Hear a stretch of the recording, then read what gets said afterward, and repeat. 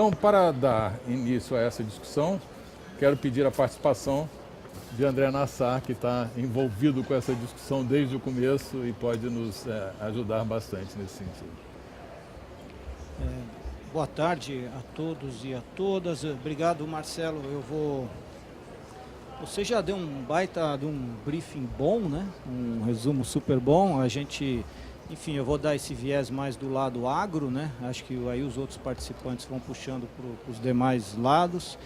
Eu tinha feito um resuminho aqui das metas, mas eu não vou fazer porque você já falou, então eu vou direto para aquilo que eu acho que são as recomendações. Aí basicamente eu tinha escrito as metas, mas eu acho que você fez talvez a única coisa, não sei se você comentou, é zerar o desmatamento ilegal, né, adicionalmente, e essa ideia de compensar as emissões do desmatamento ilegal, mas que tem muito a ver com os 12 milhões de hectares, então uma coisa é irmão do outro.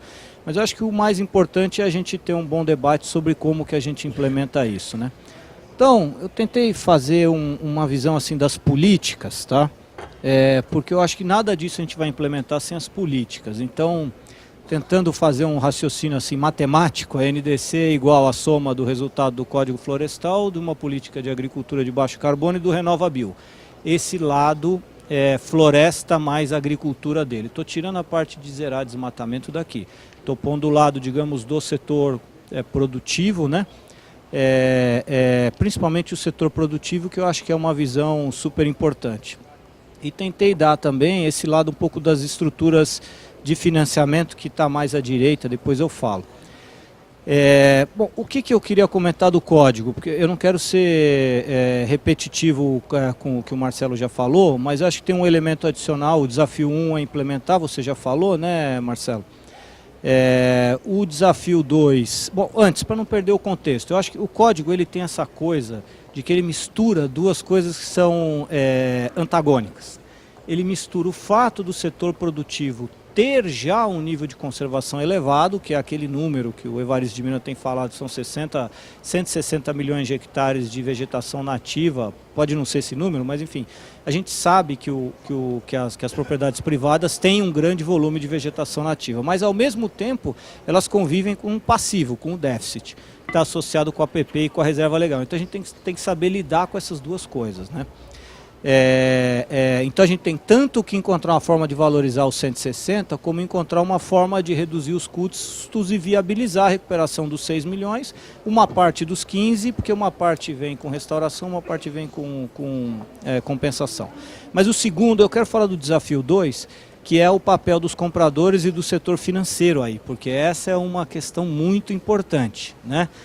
Como que os compradores, quer dizer, as tradings, as usinas... Estou olhando o comprador direto dos frigoríficos. Qual vai ser a contribuição desse setor produtivo? Então aí eu já estou indo numa visão que eu tenho insistido muito, que o código é uma lei de cima para baixo, mas agora nós temos que fazer o de baixo para cima. Nós temos que juntar aqueles atores e aqueles projetos que querem de fato implementar o código. Então eu acho que aí, assim, eu tenho tido uma experiência muito feliz com usinas, querendo regularizar seus fornecedores, uma experiência muito feliz com frigoríficos que querem conhecer os seus já conhecem, querem saber o passivo. E a última mensagem nisso, para não perder tempo, é que eu tenho sentido que tem um movimento para reabrir a lei. Eu acho que para o agro seria muito ruim reabrir a lei, tá? Muito ruim, por quê? Porque assim, você tem as ADINs, você tem um monte de coisas que estão contestando a própria lei. Se você reabre, você no fundo está dizendo que os dois lados são contra a lei de novo. Aí a gente começa a perder a força do código, e acho que se a gente perder a força do código, a gente vai jogar fora muita coisa, muita inovação que está vindo. Bom, a segunda é a agricultura de baixo carbono. A mensagem principal que eu quero dar aí é assim: o Brasil criou um sistema de prateleira, ele criou lá um programinha chamado Agricultura de Baixo Carbono, é um gavetinho, os produtores vão lá, tomam aquele crédito, que é o programa ABC, e assim vai. A gente sabe que esse modelo é um modelo que é insuficiente para a NDC.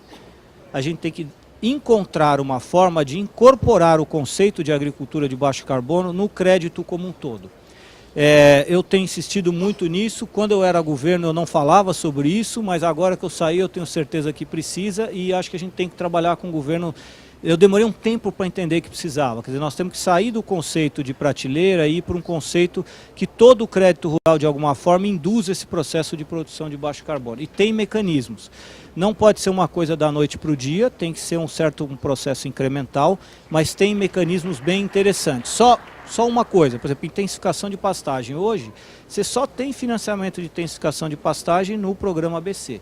Mas o crédito todo poderia facilitar os bancos que querem emprestar para intensificação de pastagem fora do ABC.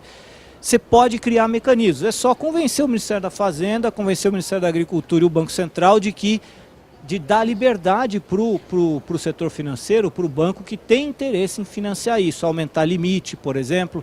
Então tem várias medidas, numa linha assim, mais micro, que você vai lá no Manual de Crédito Rural, melhora ele, negocia com os bancos e com os órgãos reguladores, melhora ele, que poderia estar diretamente estimulando toda a parte de intensificação e também a parte do restauro florestal que o Marcelo falou, porque hoje eu acho que se a gente tiver um conceito que você financia a propriedade rural e não só a produção de milho, a produção de soja ou a pecuária, a gente consegue colocar dentro do financiamento a questão da restauração, porque você encaixa no fluxo de caixa do negócio.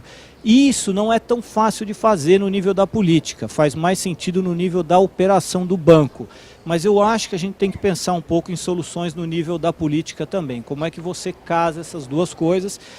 Exige um pouco mais de tempo, exige um convencimento grande aí do Ministério da Agricultura, do Ministério da Fazenda e do Banco Central, mas eu acho que vale a pena, eu acho que o setor produtivo deveria estar gastando um tempo investindo nisso, porque a gente pode dar retornos bastante interessantes e ajudando, evidentemente, o Ministério do Meio Ambiente nessa direção. Então, acho que a linha do crédito é uma linha muito importante. Essas duas primeiras, eu não escrevi aqui o CBI, poderia ter escrito, mas enfim, eu acho que a ideia da gente estruturar projetos que você combine financiadores filantrópicos e financiadores de impacto, possa ir mais além, a questão dos títulos do agro, certificado de recebíveis do agro, tudo isso você tem muito espaço para criar projetos e fazer o funding desses projetos.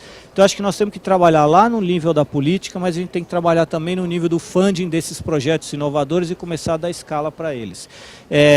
Parece que o que eu estou falando é um discurso antigo, porque todo mundo fala isso, mas faltam projetos de verdade. O que existe ainda, eles são pequenos, e eu acho que a gente tem que usar muito as empresas, convencer as usinas, convencer os frigoríficos, convencer os traders de soja, convencer os consumidores de soja, tem muito espaço para a gente trabalhar. E o pessoal de floresta também, principalmente no conceito do fomento florestal, que eu acho que é interessante.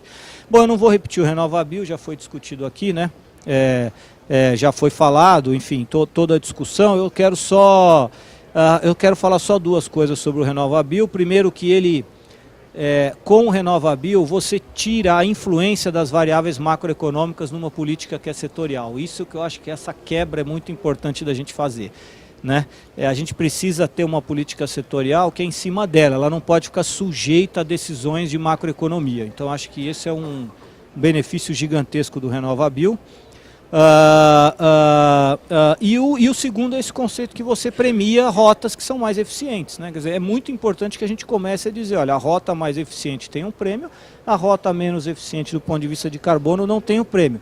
E com isso eu acho que a gente consegue chegar lá nos 50 bilhões, 55 bilhões de produção de etanol, que é o que está mais ou menos por trás daquela meta, da meta da NDC.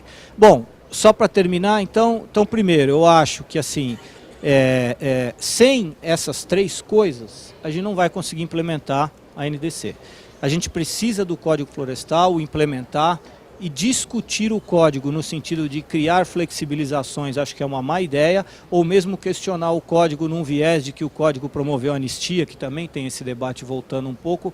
Eu acho que a gente tem que neutralizar essas duas ações, porque elas são, digamos, dois lados da mesma moeda, nós temos que tirar essa moeda da discussão. Acho que é a primeira coisa. Eu fiz vários trabalhos com proprietários rurais e assim, você chega com boas soluções para os produtores, eles conseguem fazer o PRA, eles conseguem. Agricultura de baixo carbono é reformar o crédito, né? Reformar assim inteligentemente, não é virar de baixo para cima e, claro, colocar o RenovaBio no ar. Eu acho que com essas três coisas a gente consegue entregar a NDC conforme ela foi planejada e vai ser bom para o setor produtivo. O setor produtivo vai ganhar com isso. Obrigado. Obrigado, André.